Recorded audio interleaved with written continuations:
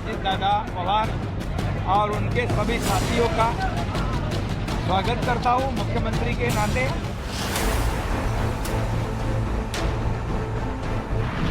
मैं उसको भूकंप नहीं मानता हूं। अभी चंद दिनों में महाराष्ट्र को और एक मुख्यमंत्री मिलेगा।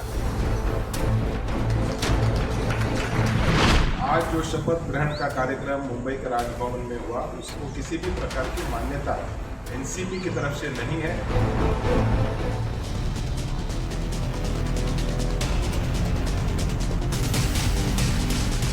नमस्कार, टाइम्स नाउ नवभारत पर देश के सबसे पसंदीदा डिबेट शो राष्ट्रवाद में आपका स्वागत है। आपके साथ मैं हूं राकेश पांडे। राष्ट्रवाद यानी देश से बढ़कर कुछ नहीं, और जब बात देश की तो देश में विपक्ष के उस दावे की बात आज करेंगे जिसका एक बड़ा गुब्बारा महाराष्ट्र में फूट गया। मोदी सरकार के खिलाफ विपक्ष को एकजुट करने वाले शरद पवार के घर में आज फूट पड़ गई। 2024 से पहले एक बड़ा भूचाल आज फिर आ गया। यह भूचाल महाराष्ट्र की सियासत में आया है, जिसका असर जाहिर सी बात है देश की राजनीति पर भी पड़ेगा। कुछ लोग कह रहे हैं कि आगे बिहार में भी कुछ बड़ा होने वाला है। सवाल है कि क्या होने वाला है। महाराष्ट्र में चाचा पवार को उन्हीं के भतीजे ने ऐसा झटका दिया कि पार्टी के 23 विधायक ले उड़े। दावा यह है कि 40 विधायक उनके साथ हैं। चाचा और भतीजा में तू मैं वाली हालत आ गई है। अजित पवार कह रहे हैं कि असली एनसीपी वही है। शरद पवार कह रहे हैं जनता तय करेगी असली एनसीपी कौन है। खबर तो यह भी है कि विपक्ष की तरफ से सीनियर और जूनियर पवार कैंप के समर्थन के लिए खेमेबंदी शुरू हो गई है। बाकायदा लॉबिंग चल रही है। सवाल यह है कि क्या यह संकेत 2024 की लड़ाई से पहले विपक्ष के धड़ाम होने के हैं, और अगर वाकई ऐसा है तो 24 में विपक्ष मोदी सरकार से मुकाबला कैसे करेगा भाई। क्योंकि महाराष्ट्र की सियासत में आज बहुत बड़ी बगावत हो गई। शरद पवार की पार्टी एनसीपी को उन्हीं के भतीजे अजित पवार ने तोड़ दिया। अजित पवार आज शिंदे सरकार में शामिल हो गए और आज ही डिप्टी सीएम की शपथ भी ले ली। अकेले अजित पवार नहीं बल्कि करीब 30 विधायक, और अब तो दावा 40 के हैं। ऐसी इतनी बड़ी तादाद में विधायक, 5 एनसीपी के सांसद भी अजित पवार के पाले में आ चुके हैं। खबर यह भी है कि प्रफुल्ल पटेल मोदी सरकार में मंत्री बन सकते हैं, जिसकी कवायद पिछले कुछ दिनों से चल रही है कैबिनेट एक्सपेंशन की। शिंदे सरकार में आज अजित पवार और उनके 8 साथियों ने शपथ ली। शपथ समारोह के दौरान शरद पवार के खासम खास प्रफुल्ल पटेल भी अजित पवार के साथ थे, सबसे आगे वाली लाइन में बैठे हुए थे। टाइम्स नाउ नवभारत को सूत्रों ने एक्सक्लूसिव जानकारी दी है कि प्रफुल्ल पटेल नरेंद्र मोदी सरकार में शामिल होने वाले हैं, यानी मंत्री बनने वाले हैं। मतलब ये समझे कि कुछ भी अचानक नहीं हुआ। पिछले कुछ दिनों से इसकी पटकथा लिखी जा रही थी। सब कुछ पहले से तय हो रखा था। कल तक मोदी सरकार को कोसने वाले अजित पवार ने आज प्रधानमंत्री मोदी की तारीफ की और विपक्ष पर हमला बोलते हुए निशाना साधा और कहा कि देश के बारे में सोचने वाला विपक्ष में कोई नेता नहीं दिखाई देता। सुनिए जरा। एक कोई मुझे लीडर अपोजिशन में दिखाओ कि वो देश का सोचकर देश में काम कर रहा है, ऐसा कहीं दिखाई नहीं देता। और इतना बड़ा पॉपुलेशन होते हुए हमें सबको ऐसा लगा कि नरेंद्र मोदी साहब के नेतृत्व में ही लोकसभा हो या आगे वाले चुनाव हो, वो सहयोगी पार्टी के नाते महाराष्ट्र के डेवलपमेंट के लिए और देश और मजबूत होना चाहिए और आगे जाना चाहिए। जो कुछ आज थोड़े प्रॉब्लम होते हुए वो सॉल्व करने के लिए भी सबने एकजुट होके उसका मुकाबला करना चाहिए। इसी माध्यम से हमने सबने मिलके ये डिसीजन लिया है। पार्टी के नाते हमने ये डिसीजन लिया है और ये होते हुए पूरे विधायक हमारे साथ है, मेंबर ऑफ पार्लियामेंट हमारे साथ है, बाकी के पार्टी के वर्कर हमारे साथ है। अब आप स्थिति देखिए, सोचिए और उम्मीद करिए, कल्पना करिए कि 2024 की चुनावी फाइट कैसे होने वाली है। विपक्षी एकता की बात हो रही है। पटना के बाद बेंगलुरु में बैठक होने वाली है। शरद पवार ऐलान कर चुके थे, उनके घर में फूट पड़ गई और अजित पवार कह रहे हैं विपक्ष में देश के लिए सोचने वाला कोई नेता है नहीं। अब वो कैसे मुकाबला करेगा मोदी सरकार का, ये देखना होगा। अजित पवार और उनके साथियों के शिंदे सरकार में शामिल होने के बाद बीजेपी और शिंदे सरकार का कहना है कि मोदी जी देश को आगे ले जाने का काम कर रहे हैं। अजित पवार के आने से ट्रिपल इंजन की सरकार और तेजी से विकास करेगी। वहीं विरोधी पार्टियां इसे दुर्भाग्यपूर्ण बता रही हैं। सुनिए। मैं अजित दादा पवार और उनके सभी साथियों का स्वागत करता हूं मुख्यमंत्री के नाते। और उन्होंने इस राज्य के विकास को साथ दिया है। विकास के ऊपर विश्वास रखने वाले अजीत दादा पवार, इन्होंने देखा कि इस राज्य में नरेंद्र मोदी जी के नेतृत्व में डबल इंजन की सरकार तेजी से काम कर रही है और इसलिए अजीत दादा की वजह से और ट्रिपल इंजन आई है, बुलेट ट्रेन के तेजी से अभी विकास होगा। निश्चित रूप से महाराष्ट्र की जनता को इसका फायदा होगा, महाराष्ट्र को फायदा होगा। देखिए उन पे कुछ अन्याय होगा, इसलिए उन्होंने यहाँ पर अपना नया रास्ता अपनाया है और ये नया रास्ता उनको शिखर की तरफ पहुँचाएगा। शरद पवार जी को कहाँ पहुँचाएगा सर? मैं उन पे नहीं बात करूंगा। मुझे लगता है कि ये संजय राउत का ही चाल है, उसने ही शिवसेना तोड़ा है और उसने ही एनसीपी फोड़ा है। देश को आत्मनिर्भर बनाने के लिए इस देश का भविष्य जो है वो मोदी जी ने जो संकल्प किया है, मोदी जी के नेतृत्व में इस देश को विश्व का सर्वोत्तम देश बनाने का संकल्प जो मोदी जी ने किया है, आत्मनिर्भर भारत का संकल्प मोदी जी ने किया है, उस संकल्प को साथ देने के लिए अजीत दादा और उनके सारे जो उनके साथ हमारे एनसीपी के सारे विधायक, उनके सारे नेता यहाँ पर आए हुए हैं। ये हमारे लिए बहुत आनंद का दिन है, अभिमान का दिन है कि मोदी जी के नेतृत्व में देश और महाराष्ट्र आगे बढ़ेगा और यही जरूरत है देश के लिए, यही महाराष्ट्र की जरूरत है। आज जो शपथ ग्रहण का कार्यक्रम मुंबई के राजभवन में हुआ, उसको किसी भी प्रकार की मान्यता एनसीपी की तरफ से नहीं है। जिन्होंने शपथ ली ये उनका व्यक्तिगत निर्णय है। दुर्भाग्यपूर्ण है। एनसीपी कांग्रेस एक गठबंधन के हिस्से हैं वर्तमान में और कोई भी साथी टूट के जाते हैं तो हम लोग को उसका दुख जरूर है। नहीं होता तो अच्छा है। आगे का मतदाताओं को तय करना है कि एनसीपी जिस समूह को वो मानते हैं, शिवसेना जिस समूह को वो मानते हैं, वो कौन सा है असली, जिसको कहते हैं ना कि हम असली शिवसेना, हम असली एनसीपी। असली एनसीपी, असली शिवसेना वही होगी जिसको मतदाता अपने मत से नवाजेगा। शरद पवार की अब अहमियत जो है वो कम होती आप देख रहे हैं इस राजनीति में? वो कम तब होगी जब मतदाता उनको मत नहीं देगा।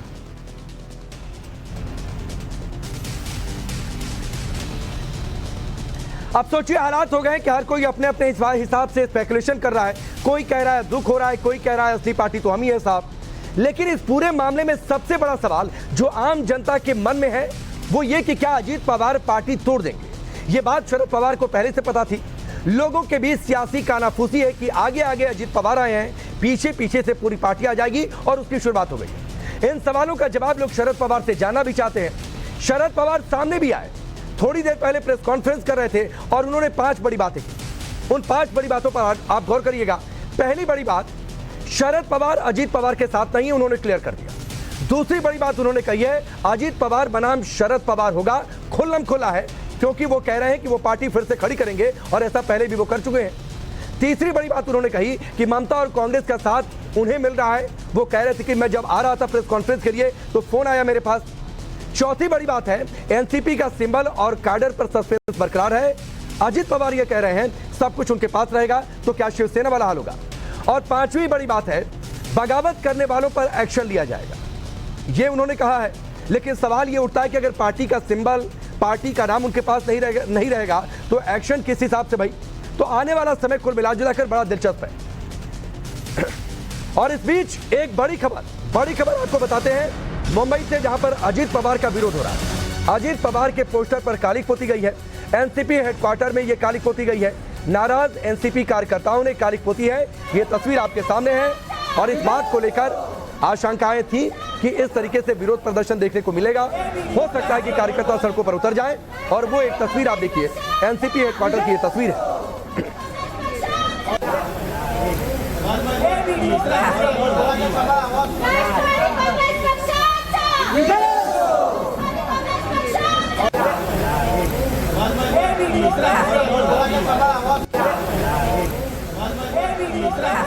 तो ये तस्वीर आप देखिए, एनसीपी हेडक्वार्टर की ये तस्वीर है। सवाल ये उठता है महाराष्ट्र की सियासत से, पहले शिवसेना टूटी, आज एनसीपी टूट गई, 24 से पहले और क्या क्या होगा, क्या बिहार में भी खेला होगा। इसको लेकर हम डिबेट के दौरान चर्चा भी करेंगे। अब वो सवाल आपके सामने रखता हूं जिनके इर्द गिर्द आज की डिबेट आगे बढ़ने वाली है।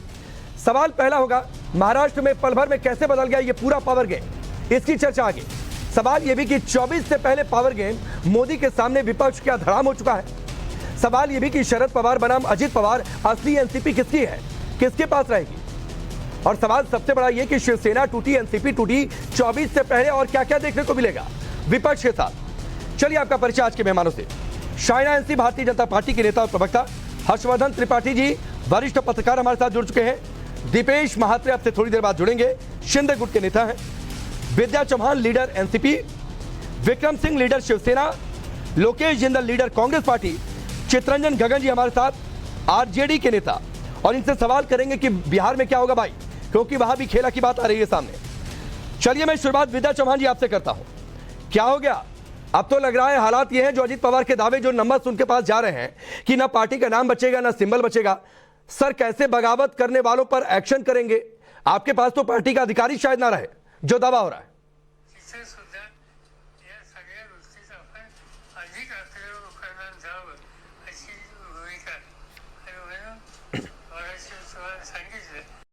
विद्या चौहान जी, मैम सवाल आपसे है।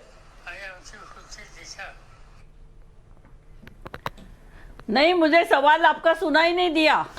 मैंने सवाल यह पूछा कि पहले शिवसेना टूटी, पार्टी का नाम सिंबल चला गया। बाला साहब ठाकरे कहते थे कि नाम पहचान चला जाए, निशान चला जाए तो बचेगा क्या। वही हाल एनसीपी के साथ हो गया। आने वाले समय में किस तरीके से अजीत पवार गुट को जवाब देंगे?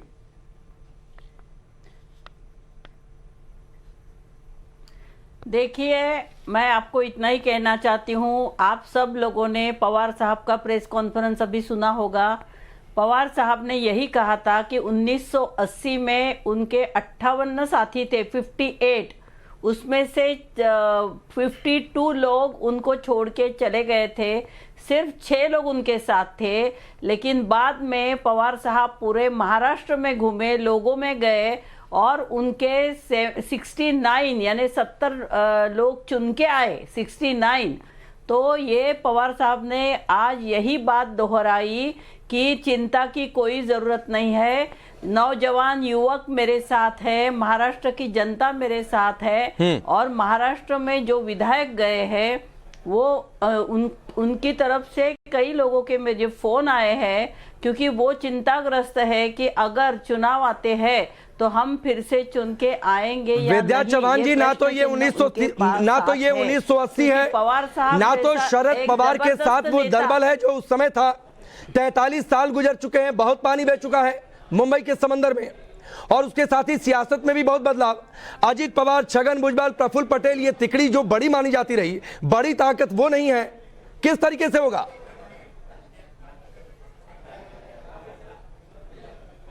देखिए, आज भी पवार साहब ने वही दोहराया है कि महाराष्ट्र की जनता हमारे साथ है, लोगों में उनका विश्वास है। सातारा में जो सभा हुई थी, भर बारिश में पवार साहब ने जो भाषण किया था, उसमें पूरा राजनीति का पट बदल गया था। आज भी पवार साहब में ये क्षमता है कि सारे भी लोग छोड़ गए तो भी पवार साहब अकेले खड़े रहेंगे, उनके साथ महाराष्ट्र की जनता, देश का नौजवान। और मुझे ये लगता है कि महिलाएं, पूरी 50% महिलाएं महाराष्ट्र की जो है वो पवार साहब के साथ है, क्योंकि पवार साहब ने जो महिलाओं के लिए काम किया है, जो युवकों के लिए काम किया है, जो किसानों के लिए काम किया है, जिन्होंने पवार साहब को देखा है, ऐसे सब लोग राष्ट्रवादी कांग्रेस पवार साहब के हमारे साथ रहेंगे। इसकी पूरी हमें पूरा यकीन है। नहीं, यकीन है, यकीन तो अजीत पवार को भी है कि सब लोग साथ आ रहे हैं, शरद पवार अकेले रह जाएंगे। मैं आता हूं, पहले विपक्ष में से मैं एक सवाल कर लेता हूं। विक्रम सिंह जी, जो शिवसेना के साथ हुआ वही हाल एनसीपी का हो गया। अब ना नाम बचने की स्थिति, ना निशान बचने की स्थिति। विपक्षी एकता का जो गुब्बारा था वो फूट गया। पटना के बाद बेंगलुरु में बैठक होने वाली थी, उससे पहले बम यहां फूट गया। देखिए पांडे जी, ये जो गुब्बारा जो फोड़ा जा रहा है, ये 2024 तक फोड़ सकते हैं, क्योंकि इनकी सरकार है। आप सरकारी एजेंसियों को किस प्रकार से लोगों के पीछे लगा करके, और आप ये जो गुब्बारा फोड़ने की बात कर रहे हो, उसको पूरा देश देख रहा है। वो देश 2024 में जवाब देगा। देखो, इन लोगों को कहा तो जेल में डालने की बात हो रही थी, कहा इनको सरकार में ले लिया, तो ये तो इसकी जांच कौन करेगा? इससे बड़ा भ्रष्टाचार तो कहीं हो ही नहीं सकता कि आप जिसको चोर बता रहे हो और उसको आप सरकार में ले रहे हो। तो ये तो मैं समझता हूँ कि देश तरफ बेवकूफ नहीं है कि देश इन सब चीजों को समझ दे रहा हो, और देश 2024 में इसका जवाब देगा। आज चाहे कोई नहीं तो जवाब देगा किसको भाई? विक्रम जी जवाब देगा किसको? आप एकजुट होकर चुनाव लड़ने की बात कर रहे थे, वो एकजुटता रही नहीं। आप देखिए किस तरीके से पार्टियों में मतभेद, पार्टी में नेता बच नहीं रहे हैं, तो लड़ेगा कौन इनसे? नहीं, ये हम कैसे मान लें? देखिए, पार्टियां कहीं नहीं जा रही, ये जो लोग जा रहे हैं ये कोई पार्टी नहीं है।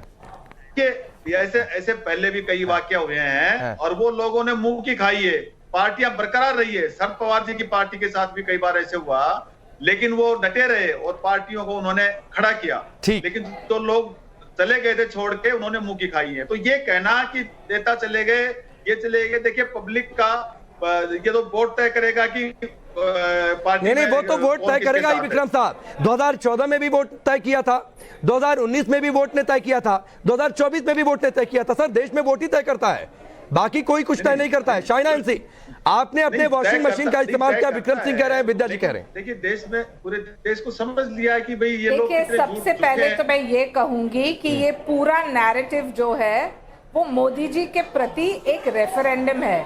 मोदी जी की लोकप्रियता सिर्फ भारत तक सीमित नहीं है, अंतर्राष्ट्रीय स्तर पे भी लोग उनके प्रति आकर्षित हो रहे हैं उनके काम करने की पद्धति से। यहाँ आप देख रहे हैं कि उनकी प्रगति, सोच, विचारधारा को लेके इतने सारे आमदार जो अलग अलग पक्ष से आते हैं सोचते हैं कि विपक्ष क्या कर रहा है। बिहार में क्या हो रहा था, जहां राहुल गांधी बिल्कुल चुप्पी पे बैठे थे, शरद पवार कोशिश कर रहे थे सबको इकट्ठा करने, वहां उनके खुद के विधायक ने मोदी जी से प्रेरित होके ये ठान लिया कि उनको प्रगति की राजनीति करनी है और जनहित में, उस जनहित में हम स्वीकार करते हैं कि जो भी विधायक हो या कोई भी नेता हो अपने गट के साथ, जो भारतीय जनता पार्टी की एक विशेषता है, जो एक स्थिर सरकार देने की, एक प्रगतिशील सरकार देने की, और 9 साल में जो काम हमने कर दिखाया है वो जमीनी स्तर पे हर एक नेता को पता है। उस परिप्रेक्ष्य में मुझे लगता है कि अजीत पवार जी ने ये निर्णय लिया, एकनाथ शिंदे जी ने नहीं शाइना, लेकिन विक्रम जी सवाल ये पूछ रहे हैं कि आप लोग तो जेल में डलवाने वाले थे, एजेंसियों को आपने पीछे छोड़ा था, फिर उन्हें आपने अपनी पार्टी में ले लिया, ये सवाल विक्रम जी का। हेलो चैनल, देखिए राजनीति में बहुत सारे इश्यूज फ्लूइड होते हैं। स्वाभाविक रूप से एक परिवार में जब एक परिवार के सदस्य निकल के आ रहे हैं तो उनको सोच विचार तो करना ही पड़ा, लेकिन शायद उन्होंने ये निर्णय लिया है जैसे कि उन्होंने कहा जनहित में, महाराष्ट्र की जनता के हित में और मोदी जी से प्रेरित होके। मैं उनकी प्रवक्ता नहीं हूँ, लेकिन मैं जरूर कहना चाहती हूँ कि जो लोग बार बार भारतीय जनता पार्टी को पूछते हैं, शायद उनको इतिहास देखना चाहिए कि सेना के विधायक सेना को छोड़ के क्यों आए, एनसीपी के विधायक एनसीपी को छोड़ के क्यों आए। जो लोग सिर्फ सत्ता के मोह माया के लिए, एक पद के लिए प्रयास कर रहे थे। ठीक है, अब मैं एक एक टिप्पणी सबकी ले लूं। हर्षवर्धन जी, एक एनालिसिस यहाँ पर आपका जरूरी है। एक तो इस सर्जिकल स्ट्राइक को आप कैसे देखते हैं, दूसरी बात है शिवसेना के बाद एनसीपी आगे 24 से पहले और क्या क्या देखने को मिलेगा, क्या माने बिहार में भी नंबर है जो खबरें आ रही हैं? बहुत डिस्टर्बेंस है। राकेश जी, मुझे लगता है कि बिहार में क्या कुछ होगा ये तो बिहार के नेता ही बताएंगे, और मैं हमेशा कहता हूं कि पत्रकारों का काम विश्लेषण करना होता है, राजनीति करना नेताओं का काम है। और जो साहसी नेता करते हैं उसका विश्लेषण हम लोग करेंगे, कोई नेता साहसी नहीं होगा तो उसका विश्लेषण करेंगे। तो मेरा काम ये नहीं है कि मैं बताऊं कि राजनीति कैसे होती है, लेकिन महाराष्ट्र में जो हो रहा है वो बहुत स्पष्ट तौर पर 2-3 बड़ी बातें बता रहा है। सबसे पहली बात यह है कि नरेंद्र मोदी की राजनीति का कोई मुकाबला देश में नहीं है। नरेंद्र मोदी के सामने शरद पवार बित्ते भर के हो गए, ये पहली बात। दूसरी महत्वपूर्ण बात ये कि महाराष्ट्र में अजीत पवार कोई चाणक्य नीति के तहत आए और गए नहीं थे। अजीत पवार देवेंद्र फडणवीस के साथ आए थे। उस वक्त शरद पवार ने एक अपनी राजनीति के तहत उनको एक तरह से कहें कि पीछे धकेल दिया, लेकिन जब पार्टी में भी पूरी तरह से खारिज किया तो अजीत पवार ने अपनी ताकत, अपनी शक्ति दिखा दी। और तीसरी बात ज्यादा महत्वपूर्ण है, परिवारवादी पार्टियों के लिए ये वक्त बेहद खतरनाक है। हर परिवारवादी पार्टी गर्त में, गड्ढे में जा रही है, चाहे अपने परिवार के बीच में से या दूसरा कोई उसे कर रहा हो। उद्धव ठाकरे, राज ठाकरे की लड़ाई के बाद ही समझ में आ गया था महाराष्ट्र के लोगों को, लेकिन जब उद्धव ठाकरे इसके बात नहीं माने और उसके बाद जिस तरह से उन्होंने पूरी तरह से उद्धव ठाकरे ने अपनी शिवसेना जो बाला साहब वाले थी उसको लगभग ध्वस्त कर दिया, शरद पवार के चरणों में सौंप दिया, ठीक, वो राजनीति खतरनाक है। और आज देखिए कि पुत्री मोह में शरद पवार ने पार्टी खत्म कर दी। और आप ध्यान से देखिए तो महाराष्ट्र की दोनों पार्टियां अब लगभग उस तरह से देखे तो नीचे चली गई। नंबर 1 की पार्टी है भारतीय जनता पार्टी, नंबर 2 हर्षवर्धन जी, मैं दोबारा सर आपके पास आता हूं। आपने जो एक शब्द इस्तेमाल किया, आता हूं विक्रम साहब, रुक जाइए सर, अभी हम पैनिक ना करें, बहुत समय बचा है सर, बहुत सारे सवाल आएंगे, शायद जवाब देना बहुतों के लिए बहुत मुश्किल हो जाएगा, तो अभी सर उधर की ओर थोड़ा सा समय है। अब एक बात जो जिक्र की हर्षवर्धन जी ने, परिवारवादी पार्टियां, आरोप कांग्रेस और आरजेडी दोनों पर रखता है और इन दोनों से टिप्पणियां लेनी बची हैं। लोकेश भाई, मैं आता हूं आपके पास, लेकिन उससे पहले मैं आरजेडी के पास, चित्ररंजन जी आपके पास, ये बिहार में क्या चल रहा है? बार बार ये चर्चा हो रही है, महाराष्ट्र के बाद अगला नंबर बिहार का है, और इसी आशंका के चलते नीतीश कुमार जी ने एक एक विधायकों से मुलाकात की। ये सब कुछ ठीक नहीं है क्या अंदर खाने में? राकेश जी, पहली बात, बिहार के बारे में लोग भ्रम में है। बिहार देश को राजनीतिक दिशा देने का काम करता रहा है, आज भी कर रहा है, आगे भी करेगा। और बिहार का ही असर है कि 23 जून को जो बिहार में बैठक हुई पटना में, आज उसी का असर है कि भाजपा की जो सारी कलई खुल गई। और एक बात आप याद रखिए, आप तो वरिष्ठ पत्रकार हैं और आपके साथ जो है सो और भी वरिष्ठ पत्रकार बैठे हुए हैं जो विश्लेषण कर रहे थे, लेकिन मैं उन्हें याद दिलाना चाहूंगा कि इतिहास के पन्नों को उलट कर देखें। जिन्होंने लोकतंत्र का कब्र खोदने का प्रयास किया वे खुद कब्र में चले गए।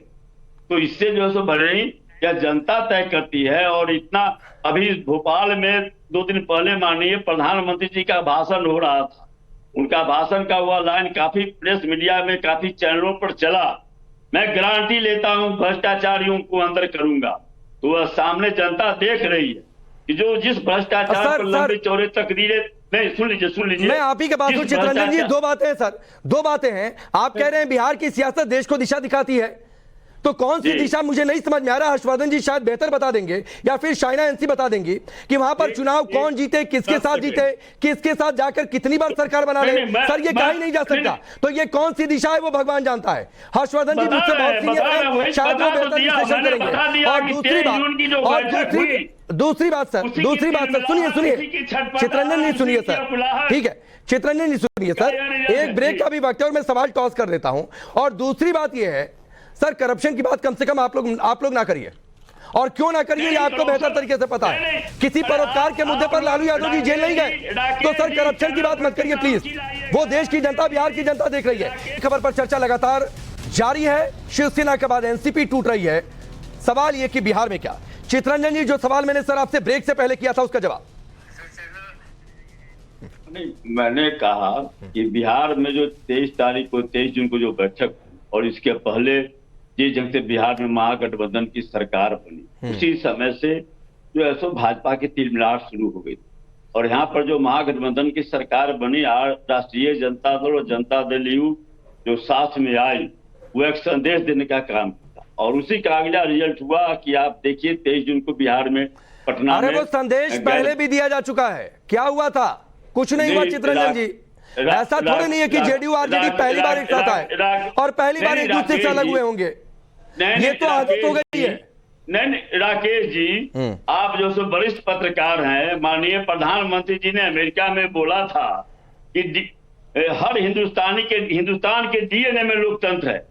तो आप लोकतंत्र की हत्या करके, कौन सी लोकतंत्र की हत्या हो गई? भ्रम में कौन सी लोकतंत्र की हत्या हो गई? कैसे हो गई? क्या हुआ?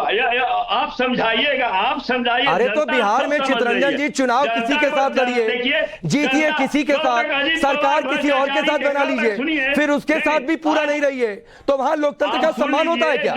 अगर यही परिभाषा लोकतंत्र की हत्या की है तो वहां सम्मान होता है क्या? राकेश जी, आप बुलाए हैं चैनल पर तो जवाब सुन लीजिए। जवाब ही सुन रहा हूं सर, क्रॉस क्वेश्चन होता है डिबेट में। आप बोलते रहिएगा। ठीक है, जल्दी जवाब दीजिए फिर लोकेश भाई। ठीक है, नहीं, आप बोलते रहिए, मैं जो बोलूं तो आप बोलते रहिए। यह कोई डिबेट का यह सवाल नहीं है। आप नाक रगड़ कर जाइएगा, भ्रम में है।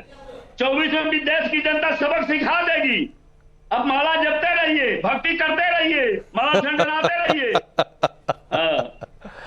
देखिए यही होता है चित्ररंजन जी, सवाल जब नहीं भाते हैं, सवाल अच्छे नहीं होते हैं, कंफर्ट जोन से बाहर होते हैं, तो आप एंकर पर सवाल उठा देंगे। सर ये टैगिंग करते रहिए और इन टैगिंग को मैं ऐसे झाड़ देता हूं। सर सुन लीजिए, मुझे कोई फर्क नहीं पड़ता, आप कोई भी पैनलिस्ट कोई भी टैगिंग मुझे करे, जो सवाल मुझे ठीक लगेगा और जनता के हित में लगेगा वो सवाल पूछूंगा। और आपने कहा कि महाराष्ट्र में जो हुआ लोकतंत्र की हत्या हुई, तो बिहार में जो कई बार हो चुका है वो लोकतंत्र का सम्मान होता है क्या? ये सवाल आप पूछ गया सर, आप जो कहिएगा वही होगा। मैं बिल्कुल नहीं सर, नहीं, चलिए 20 सेकंड अनइंटरप्टेड, फिर लोकेश भाई आपके पास। माफी के साथ थोड़ा देर से आ रहा हूं।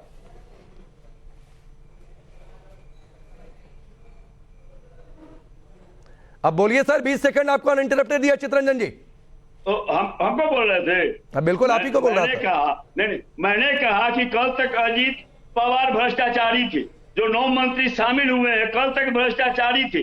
आज जब सरकार में शामिल हो गए, सारे भ्रष्टाचार के आरोप खत्म हो गए। आप भ्रष्टाचार पर लंबी चौड़ी डिग्री हाँकते हैं। सारे सरकार आपका भ्रष्टाचार से बना हुआ है। सरकार बनाने में आप भ्रष्टाचारी, आपसे बढ़कर भ्रष्टाचारी कौन है इस देश में? और भ्रष्टाचार पर लंबी चौड़ी डिग्री हाँकते हैं। ठीक है सर, ठीक है। सवाल यह है कि सारे भ्रष्टाचारी सदाचारी हो गए। नहीं, फिर तो सवाल ये भी है सर। चलिए मैं लोकेश भाई के पास जाता हूं सर, सवालों का सिलसिला बहुत लंबा हो जाएगा। फिर तो सवाल ये भी उठेगा कि जब नीतीश कुमार ने साथ छोड़ा था आरजेडी का, पता नहीं तेजस्वी ने क्या क्या कहा था सर, नीतीश कुमार ने भी पता नहीं क्या क्या कहा था सर, और भगवान जाने क्या क्या कहा था, भगवान जाने क्या क्या कहा था। लोकेश भाई चलिए, ठीक है सर, रुक जाइए।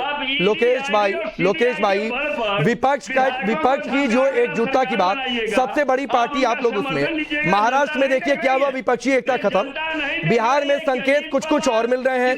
बंगाल, अरे रुक जाइए सर, बंगाल में टीएमसी के सांसद हैं सौगता रॉय, उन्होंने आज मैं उनका स्टेटमेंट सुना कि बंगाल में विपक्षी एकता की जरूरत ही नहीं है, टीएमसी अकेले ही काफी है।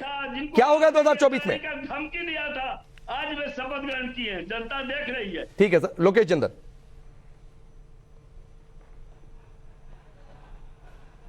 लोकेश भाई म्यूटेड है शायद, आप अनम्यूट कर दीजिए।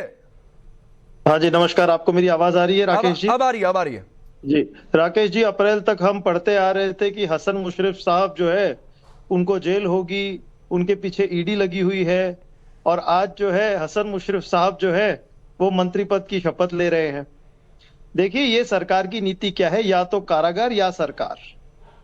ये जो ईडी वाद है, आईटी वाद है केंद्र सरकार का, जिस तरह से गवर्नर का हस्तक्षेप होता है, इससे लोकतंत्र की हत्या होती है। एंटी डिफेक्शन लॉ के इन्होंने कई ऐसे कबड्डी खेलकर ये एंटी डिफेक्शन लॉ के साथ ये जिस तरह से मजाक करते हैं, जिस तरह से लोकतंत्र की हत्या करते हैं, उसकी कड़ी से कड़ी निंदा की जानी चाहिए। देखिए एक वोटर एक पार्टी को वोट देता है, एक विचारधारा को वोट देता है। एक वोटर के लिए वो नेता उस पार्टी की टिकट द्वारा वो एक पार्टी को रिप्रेजेंट करता है। लेकिन यहाँ पर ये सभी लोग, इनको डराया जाता है ईडी आईटी द्वारा, और बाद में इन्हें सरकार में शामिल किया जाता है, और ऐसा बताया जाता है जैसे बहुत अच्छी इनकी रणनीति है, इससे लोकतंत्र जीवित हो रहा है, मोदी जी का बखान हो रहा है।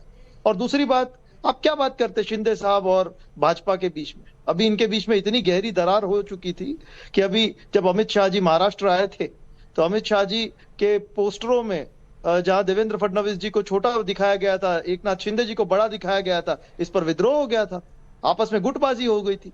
और ये जो सर्कस चली है अभी, ये ज्यादा देर टिकने वाली नहीं है, क्योंकि भय और ईडी आईटी। नहीं लोकेश भाई वो छोड़ दीजिए, उनकी सर्कस का क्या होगा सर? जो मेरा सवाल था उसका जवाब अभी भी नहीं मिला। महाराष्ट्र बिहार टीएमसी में सौगता रॉय का स्टेटमेंट, विपक्षी एकता बची कहां?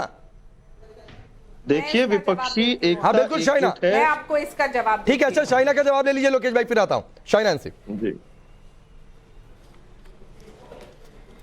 देखिए सच्चाई तो ये है कि आज देश में विपक्ष यानी कि सिर्फ सत्ता का मोह माया, कुछ बचा नहीं है। जब विपक्षी दल मिले थे पटना में, आपको हाईलाइट करना चाहिए कि किसने क्या बोला। राहुल गांधी को बार बार बोले कि आप कुछ बोलिए, तब भी वो नहीं बोले। फिर मल्लिकार्जुन खड़गे को लेना पड़ा माइक। आप जानते हैं कि परिस्थिति क्या है, और ये पूरे विपक्ष की जो मंडली है उनका एक ही लक्ष्य है कि मोदी जी को अस्थिर करे। जहां वो ये प्रयास कर रहे हैं वहां जनता से उनको जो प्रेम और सम्मान मिल रहा है, ना सिर्फ भारत में लेकिन अंतर्राष्ट्रीय स्तर पे भी ये देखने लायक है। और देखने के बाद ये निकाल पे आप आ सकते हैं कि 2024 में भारतीय जनता पार्टी मोदी जी के नेतृत्व में जीत तो भारी मात्रा में एक ऐतिहासिक जीत होने वाली है।